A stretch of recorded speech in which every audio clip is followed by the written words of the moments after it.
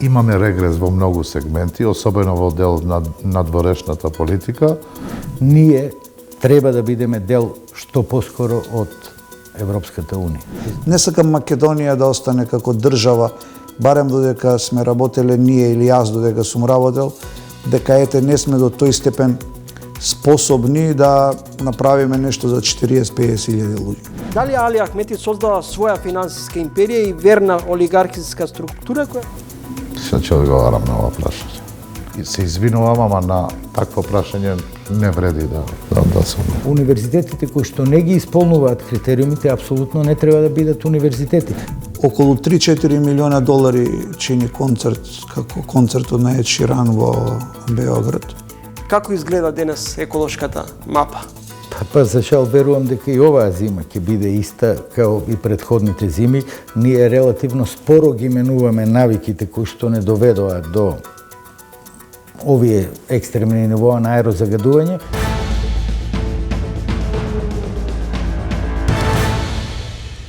Ново издание на Тренинг, добро вечер. Албанија доби пас од Брисел да започне преговори и да го отвори првото поглавје насловено како фундаменти. На патот кон Европската Унија, незиното одвојување од Македонија е последниот решавачки дебакал за македонската надворешна политика. Остануваме сами. Албанија се качи на европскиот воз. Македонија е на слеп колосек. Пред речиси 2 децении се формираше групата 3А – Албанија, Хрватска и Македонија. Први предадовме документи за пристапни разговори со Европската Унија. Бевме фаворити за членство во НАТО. Развивавме политика на добрососедство по Букурешт и самитот на НАТО. Живите македонски политичари, минати и тековни, ќе се соочат со историските крстопати и дилемата. Зошто државата не се одвојува од доминацијата на извршната политика од северот на земјата. Компромисите што се направени не знаевме да ги капитализираме. Пропаѓаат и обидите во Брисел да докажуваме дека во францускиот предлог не се бара промена на уставот. Ќе пребројуваме зошто 3000 бугари во Конституцијата не се опасност, наместо предност. И Албанија заминува, ние ќе се препелкаме. Со страсти и емоции не се креира иднината. За политичарите се важни знамињата. Албанското во Скопје, македонското во Софија. Ние веројатно и понатаму ќе се удираме во гради. И при тоа ќе ги обструираме и ќе се залажуваме дека сме направиме лоши компромисни решенија. Ќе го оспоруваме Преспанскиот договор. Ќе негодуваме на договорот за добрососедство со Бугарија. А во меѓувреме, нашите соседи ќе одат напред. А ние ќе бидеме во ваква статуско состојба. Следите Трилинг, а во вечерашното издание на емисијата Тројца соговорници. Еве што ќе гледате. Имаме регрес во многу сегменти, особено во дел на надворешната политика, имајќи предвид дека не се движат работиве напред, сепак ние сме заинтересирани да бидеме дел од Европската Унија и треба да вложиме напор сите политички сили, сите институции во државата, бидејќи таму е единствената алтернатива, единствениот пат кај што нашата држава, нашите граѓани би имале и ќе имаат перспектива. Грција го отстрани ветото за Албанија. Албанија го призна бугарското малцинство во својата земја, а ние се уште се однесуваме помалку игнорантски на барањето на официјална Софија за внесување на бугарите во уставот. Што вие мислите? Нашите ставови, ние не само дека мислиме, дека имаме и ставови, нашите ставови се кога правите потек да имате внатрешни недоразбирања, како што е етничкиот легитимитет, интегративниот процес на земјата, не можеме да стигнеме да збориме за економски раст или за покачување на платите или за подобрување на животниот стандард на граѓаните, бидејќи очигледно е дека ваквите потези на владата, на мнозинството, без разлика од која институција, од кој ресор доаѓат, владата е една целина, И не е случајно што и вие поставувате вакви дефанзивни прашања за нашата држава. Македонија и Албанија заедно го започна интеграцијскиот процес кон Европската Унија, но Брисел денуве донесе одлука за Албанија да го отвори првиот кластер од преговорите со Европската Унија. Дали ова одвојување на Албанија од Северна Македонија на патот кон Европската Унија помалку не звучи фрустрирачки за земјата која пред 15 години беше лидер во процесот на интеграција кон Европската Унија? Ја не сум експерт во ова поле, искрено не ги познам. Јас сум инженер и по вокација се трудам да бидам фокусиран или да коментирам тоа што на вистина како процес го разберам како граѓанин. Е непријатно, јас се надевам лично дека тој процес нема да предизвика некакво драстично загадување на нашата држава кон тој пат. Сигурен сум дека ние сме и треба да бидеме дел од Европската Унија, бидејќи и природно, географски, но и културолошки и од сите аспекти, па мислам и дека од законската регулатива, од аспект на законските регулативи и од аспект на начинот на кој што размислуваме, работиме, ние треба да бидеме дел што поскоро од Европската Унија.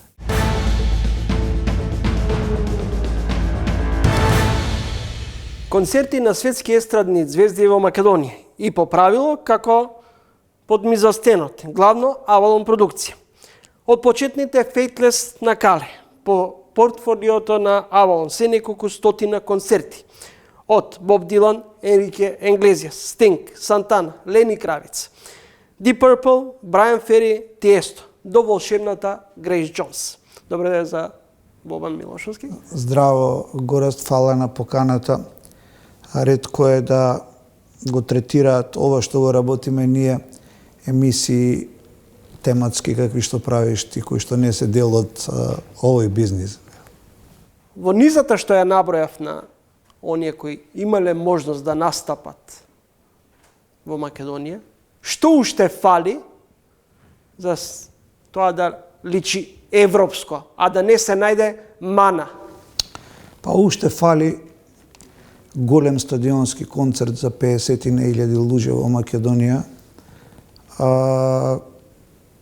за кој што јас можам да кажам дека ми е се уште некоја неостварена желба и доколку решам да престанам да работам оваа работа, а тоа не се случи, ќе сметам дека останал тој мозаик не потполн, бидејќи ние во Македонија, да речеме, сме немале име кое, да речеме, би можело да наполни стадион од 25.000 луѓе нагоре, како што беше концертот на Еми Вајнхаус во Београд на Калемегдан, кога така некако пропорционално Еми Вајнхаус во светскиот музички бизнис представуваше тоа дел што представува сега. Може би во тој смисол комерцијално не, мада сега концертите и станаа многу по-комерцијални и по-посетени како бизнис него било кога до сега во Западна Европа. Мислам дека тоа е некој предизвик кој што јас си го имам поставено како самиот за себе, затоа што ќе не сакам да остане забележено дека не е Авалон на узречица што ја користат out of that league, бидејќи ние сме покажале дека сме правеле таков концерт во Београд. Не сакам Македонија да остане како држава, барем додека сме работеле ние или јас додека сум работел, дека не сме до тој степен способни да направиме нешто за 40-50.000 луѓе. Во овие 3 децении колку што функционира Авалон продукција, како најголем успех, што го чувствувате? Кој е најголемиот успех за вас? Па види, ја ќе бидам стварно најголемиот успех е да ја знаеш таа легендарна улица Керамидница во Скопје. И сега да седи автобусот со Боб Дилан и Боб Дилан да спие во населба Керамидница и да има концерт во тогашен Скопски сајам Метрополис Арена во онаа искривена улица Керамидница, која е многу фреквентна, ама е крш улицата. куќите тамо делуваат, за жал, и самата улица делува како уште да нема канализација, што се вика, а Боб Дилан е на 50 метра од тука е човекот на кој му се плашеле сите американски преседатели во неговиот век на трајање. Лично мислам дека тоа што сме го донеле Боб Дилан во Скопје во населба Керамидница е наш најголем успех. Бидејќи според мене Боб Дилан е најголем човек на планетава Земја во време трајање додека јас сум тука од моите современици.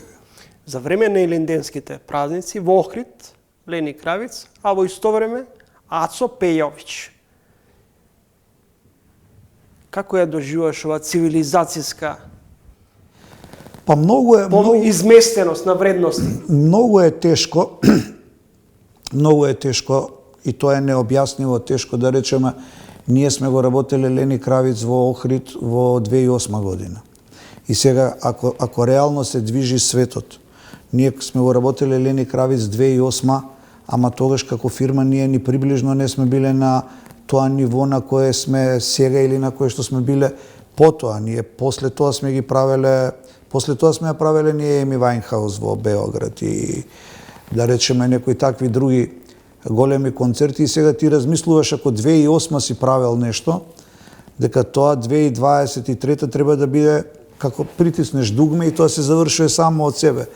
Ама за жал инфраструктурниот фактор, човечкиот фактор во Македонија оди на се пониско и пониско ниво и мислам дека ова ни беше најтешко лето во историјата, баш поради фактот што ние имавме еден фестивал кој е исто европски бренд е Охрид Колинг.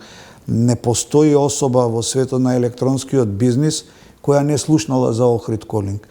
И нас не ни беше даден стадионот да го правиме Охрид Колинг на стадион и да продолжиме со Лени Кравиц, значи четврток, петок, сабота да бидеме со Охрид Колинг, а во недела да е Лени Кравиц. Ние моравме да работиме во касарната, а за тоа време на стадион се одвива Саша Матич и Желјко Самарџич, Александра Пријовиќ и Аца Пејовиќ. И ние имавме само 12 сати да го спремиме концертот на Лени Кравиц. Тоа е ко некој да ти дае 6 дена да направиш во Стајковци Формула 1. Стада за Формула 1. Тоа е језиво тешко и многу сум разочаран од нивото на спуштање на цивилизацијски вредности во Македонија и се тоа е некоја антипод на тоа што го реков на почеток на разговорот. Ради овие работи и можеби не би сакал више никогаш ништо светско да направиме овде, ама пак од друга страна ми е криво поради луѓето што ја и поради самата фирма. Иначе навистина е тоа поготово што се случува во Охрид во тој период на годината е кога е во прашање добриот вкус и цивилизацијските вредности. Каде го лоцираш на најниско можно ниво? Шок на изместени вредности? Абе, каде го лоцирам? Јас, кога сум се креирал како човек, музиката и уметноста ги креирале и државите и светот и државите во него. За жал, сега тоа што се случува е слика и прилика на самата држава, на самите држави овде во регионот. Сега кај е проблемот? Проблемот е што да речеме истиве овие за кои разговараме и во Загреб настапуваат, ама во Загреб настапуваат уште други 30-40 светски артисти и има публика за тоа. А во Македонија, за жал, не е таква ситуацијата. Ние губиме 10:1 во однос на, да речеме, Лени Кравиц беше убедливо најпосетен концерт ова лето во Охрид, без разлика што некои си градеа имидж, објавувајќи лажни вести, емпатиски да ме гледале кај живееме ние, Аца Пејовиќ имал поише и така натаму. Ама тоа гораз не е реално, затоа што статистиката си го кажува, своје добри 40% од публиката која беше на Лени Кравиц беа странци. Што од околниве држави, како Албанија, дури од Грција, пошто Солун им е многу поблиску него Атина, Бугарија, бидејќи Охрид сакаат да дојдат, а не да одат во Бургас. И Лени Кравиц беше далеку најпосетен концерт ова лето, ама генерално гледано ние ја губиме војната со условно речено другиот тип на концерти во Македонија. Се повеќе наши македонски граѓани патуваат на големи концерти во соседството, па дури и подалеку. Скоро Ед Ширан беше во Белград, Софија, Загреб, Адел во Минхен и Чинан во Виена. Зошто вакви имиња, например, не можеме да ги донесеме? Колку би чинело да се појави на наша сцена Ед Ширан или Адел? Адел не може да се појави затоа што концептот и на Адел и на многу други сега за жал е да не доаѓа она кај тебе, него идеш ти кај неа. Сега уздужен респект ти не ги пратиш работите до тој степен, ама Адел не свири никаде во Европа, освен тие резидент концерти што беа во Минхен. Значи цела Европа иде неа да ја гледа во Минхен. Не оди она и во Барселона, и во дури ни во Лондон не свири, свири само во Минхен. Еве да речеме Дейвид Гилмор, гитаристов од Pink Floyd, на неговата европска турнеја свири само во Лондон и во Рим, и во Америка само во Лос Анџелес и во Њу Јорк. Кој сака да оди да го гледа, оди тамо да го гледа. Види, тука во врска со ова, со Ед Ширан, тоа е малце и социолошки по-друго, не можеме, и социолошки и економски е по-друго, не можеме ние тоа да го гледаме само од аспект на Ед Шираневе. Најпрост пример да дадам. Ако поднесе оставка кошаркашки тренер на репрезентација на Македонија, тоа нема да биде објавено на РТС како вест во спорт. А ако поднесе оставка Светислав Пешич од Србија, тоа е главна спортска вест во сите вести во Македонија. И ова е нешто што трае уште од времето на Југославија.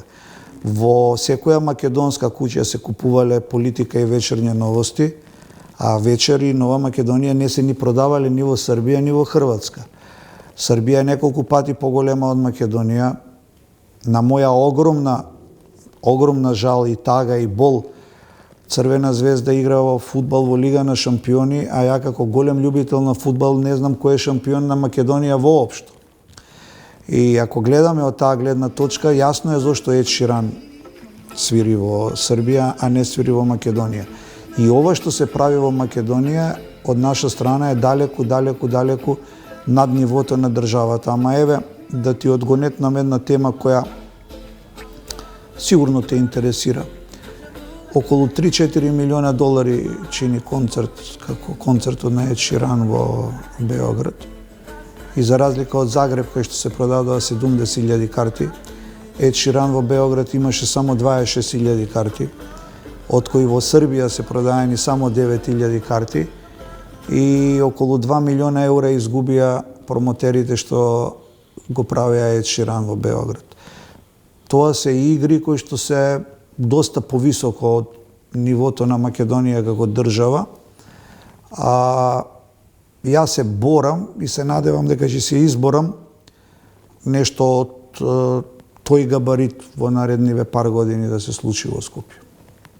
Кој најтежок концерт ви беше за организирање? Лени Кравиц во Охрид оваа година. Ради тоа што Аца Пејовиќ и екипата што го правеа до 3 по полноќ не ни дозволија да влеземе во сала. Екипата од Лени Кравиц беше дојдена 2 дена пред тоа и наместо да се наместиме како луѓе, како што е ред 2-3 дена пред тоа, ние на бина која беше донесена од наша страна, затоа што бината не може да се постави толку кратко, ние ги угостивме сите овие турбо фолк концерти, а на крај нас не ни беше дозволено до 3 сат по полноќ да влеземе во вењуто со опремата од Лени Кравиц и навистина беше језиво тешко тоа да се направи, више никогаш нема да дозволам такво нешто. Какви се барањата на овие големи звезди што ги носите во бекстејчот, од виски, школки? Па ја секогаш го кажувам тоа. Се некој како Грейс Джонс, да речеме, има екстравагантни барања за да одговараат на незиниот екстравагантен имидж. Ама во принцип, горас тие барања сум го кажал тоа неколку пати, тие барања се реални затоа што не е едноставно да си 6 месеци вон дома ти. Тие се 6 месеци вон дома и тие се обидуваат и кога се тука и во бекстејдж и секаде да им биде како дома, да се чувствуваат како дома. Сега има тука и јаздици, да речеме, нас ни се дешавало да ни стават во рајдер 10 штеки Малборо дека треба сега ние да им обезбедиме. И го даваат Малборото после на тие што им ги возат камионите. И така натаму, и така натаму. Иначе, генерално гледано, исто така да ти кажам, само кетерингот на овој тип на концерти стадионски, само кетерингот, ја знам да речеме дека сега да ги правиш да Rolling Stones, дека $200,000 чини само кетерингот за нив и за целокупната екипа, пошто тука 200-250 луѓе работат. Но тоа не е едноставно, ова е стварно не, ова може да делува, знаеш, вака од страна гледано, не ја правиме универзална сега, ние не ни дошло нас до универзална, имаме ние поголеми проблеми у државава, не ни дошло нас сега до играње и до пеење, ама тоа играње и пеење некој го прави за бизнис, за пари, не е играње и пеење, така да не е no business like a show business, не е затоа што, леле, вие не знаете колку е интересно ова, него затоа што не знаете колку е тешко и не знаете што се случува зад кулисите позади. Кога сме кај бизнисот и парите, пред една деценија Македонија беше елдорадо за пејачите за нивните скриени приходи. Добро. Даночен рај. За кои пејачи и за кои? Генерално, ќе зборам. Колку пати во Македонија настапувал Здравко Чолич, да речем. Добро. Но прашањето ми е колку нашата концертна сцена е подложна на сивата економија? Тоа што го работам јас, па еве дури и Здравко Чолич, не може да е подложно на сива економија. И тука мислам дека уште после распадот на Југославија се наместија некои работи на свое место и некои луѓе што и на ниво на цела Југославија го работеа овој бизнис, мораа да престанат да го работат затоа што се смени системот на работа. Значи не може Здравко Чолич да е никаква цел на сива економија, а Грејс Џонс и Лени Кравиц уште помалку затоа што се што плаќаме на жиро сметка, жирално и се плаќаме однапред. Така да нема тоа што се случува по клубовите, по дискотеките низ Македонија со овие стотици имиња кои што настапуваат, навистина не знам на кој начин тие, ама горас ти, да речеме, за да сватиш колку е овој бизнис, Ерос Рамацоти свиреше во Македонија во септември 2019 година. Ние Ерос Рамацоти го објавивме во септември 2018, 12 месеци и 11 дена пред неговиот настап 2019 година. За воопшто да објавиш ти било кој светски артист дека настапува, ти мора пола од хонорарот кој што стои во договорот да го платиш на сметка пред воопшто да објавиш. А останатите 50% од парите исто ги плаќаш на жиро сметка минимум 30 дена пред концерт. Никој не ти доаѓа да свири ако не ги добие сите пари минимум 30 дена пред концерт. Верувам исто така, јас не сум работел со изведувачите од просторот на бивша Југославија со кои што ние работиме, ние исто ги плаќаме како странците договорно на жиро сметка, како фирма на фирма. Се е тоа фирма на фирма. На крај, колкава е заработката од последните концерти? Грејс Џонс и Лени Кравиц. Види, ми поставуваш едно прашање прв пат кое што никој никогаш не го поставил. Кога ја работиш оваа работа на ниво на кое ја работи Авалон, прво кога е Македонија во прашање, таа би била тотално невозможна без спонзори, затоа што сега ќе ти кажам една информација која влага во домен на смешки, ама е реално така. Цената на картата за Лени Кравиц во Охрид од 32,5 евра беше на ниво на толку колку што беше пивото во Монте Карло 10 дена на концертот на Лени Кравиц во Монте Карло. Јас не можам да сметам на заработка од концерт по концерт, колку сум заработил од Грейс Джонс и од Лени Кравиц, него јас се трудам, ако направам 15 концерта оваа година, од тие 15, 8 да имаат приход, 5 да имаат минус. Зашто може да имаат и 8 минус, 5 да имаат приход. Ти никогаш не можеш да знаеш, кога влегуваш во еден концерт, колку карти ќе продаеш, затоа што таа некоја разлика од 10-20% твојот приход од концерт може да биде 10% од продаените карти. Никој не може да знае дали ќе се продаат 9000 карти или 7500 или 11300 или 10700, ама генерално гледано нема богати луѓе на Балканот од оваа работа, сериозно богати, единствено богатство е ако го прилагодиш стилот на живот кон тоа што го работиш. Значи да ти е задоволство, одиш, гледаш концерти, патуваш и така натаму и така натаму. Не е лошо, ама еве исто вака да ти кажам, за да јас со платите што ги имам на вработените, со придонесите, со останатите сметки што ги плаќам во текот на годината за работата, јас морам минимум 100.000 евра да имам во позитива за да бидам на нул. А не можеш да си сигурен дали ќе имаш 100.000 евра или...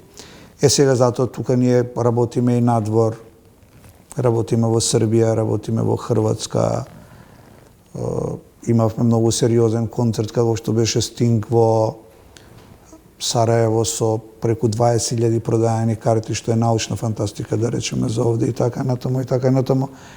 Иначе, што викаат србите, да е само до Македонија, не би се ја хлеба најел баш. Благодарам за гостувањето. Уште еднаш благодарам што воопшто како емисија која се бави претежно со социолошки и политички теми покажавте интерес за ова за што разговаравме денеска. Благодарам уште еднаш. Фала и на те. Бобан Милошовски, Авалон продукција.